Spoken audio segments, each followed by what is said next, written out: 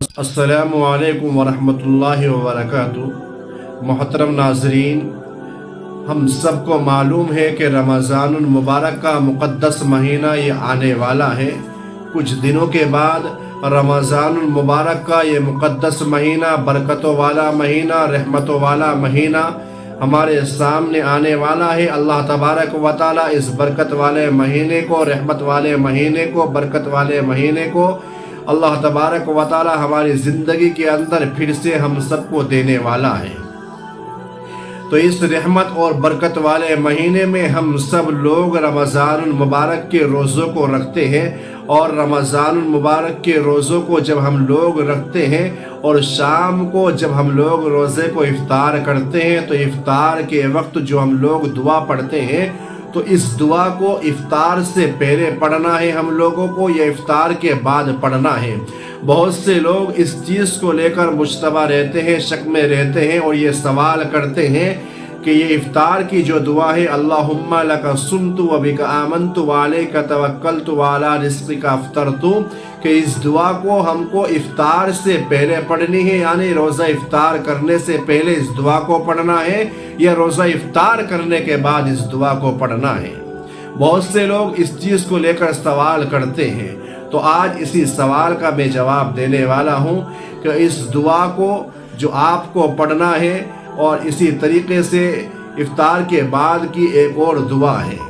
حدیث کے اندر یہ کوئی بھی بات بیان نہیں کی گئی ہے کہ اس دعا کو پہلے پڑھنی ہے یا بعد میں پڑھنی ہے،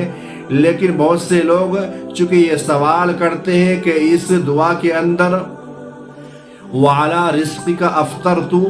کہ جب یہ الفاظ ہے کہ میں نے آپ کے رزق سے افطار کیا، حالانکہ ابھی افطار نہیں کیا ہوتا ہے، اور اس دعا کو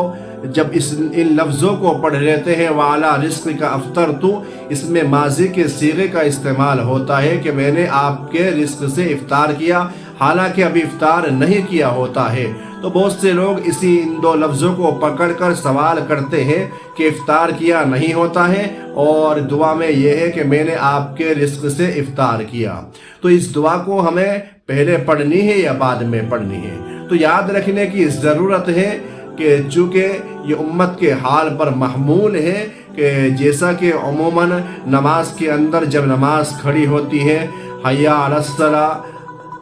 کہ حیا علی الصلاۃ، آؤ نماز کی طرف، حیا علی الفلاح، آؤ کامیابی کی طرف، قد قامت الصلاۃ، تحقیق کے نماز قائم ہو گئی، حالانکہ نماز ابھی مکمل نہیں پڑھی ہوتی ہے، نماز کے لیے تکبیر کہی جا رہی ہوتی ہے، نماز نہیں ابھی پوری پڑھی ہوتی ہے، نماز بعد میں پڑھی جاتی ہے اور تکبیر پہلے ہو جاتی ہے۔ تو جس طریقے سے نماز کے اندر قد قامت الصلاۃ، تحقیق کے نماز قائم ہو گئی، نماز کھڑی ہو گئی، جس طریقے سے وہاں پر یہ لفظ استعمال ہوتے ہیں، اسی طریقے سے یہ وعلی رزقک افطرت، یہاں پر یہ لفظ استعمال ہوتے ہیں۔ تو اس دعا کو جیسے ہی آپ روزہ افطار کریں، چونکہ روزہ افطار کا وقت بالکل جب قریب ہو جاتا ہے، بالکل افطار کا وقت شروع ہو جاتا ہے، اسی وقت یہ دعا پڑھی جاتی ہے۔ تو اس وقت آپ روزہ افطار کرنے سے پہلے اس دعا کو پڑھ لیں، اللہم لک صمت وبک آمنت وعلیک توکلت وعلی رزقک